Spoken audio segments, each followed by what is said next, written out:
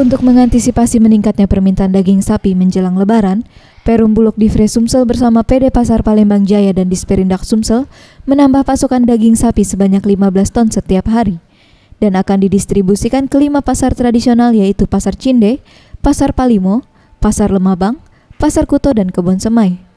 Sekda Sumsel Mukti Sulaiman yang ditemui Jumat 10 Juli 2015 mengungkapkan, penambahan pasokan daging ini dilakukan untuk mengimbangi kebutuhan daging sapi dan juga untuk menstabilkan harga. Pasokan daging sapi ini didatangkan dari Subang, Provinsi Jawa Barat dan akan dijual ke para pedagang seharga Rp92.500 per kilogram. Harganya daging dari Jawa Barat ini sekitar 92.000. Ini adalah untuk mengimbangi kecukupan daging dari Sumatera Selatan. Menurut Kadis Perindak Sumsel Permana, kualitas daging yang didatangkan dari Subang ini tidak kalah dengan daging sapi dari rumah potong hewan gandus dan harganya pun terjangkau. Penambahan pasokan daging ini akan dilaksanakan hingga 1 pekan setelah Lebaran.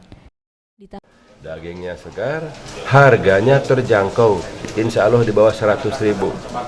Jadi ini memenuhi untuk Lebaran, saya kira ibu-ibu bergembira juga ini. Kita usahakan sampai dengan 1 minggu sebelum Hari Raya dan 1 minggu setelah Hari Raya.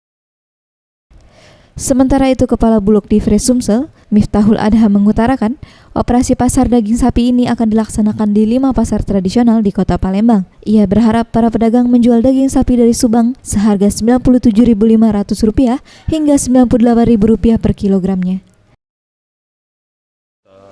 Distribusikan di seluruh pasar di Palembang, di 5 pasar. Harga jualnya berapa? Nanti kita harap pedagang itu menjual Rp97.500 sampai Rp98.000 per kilo.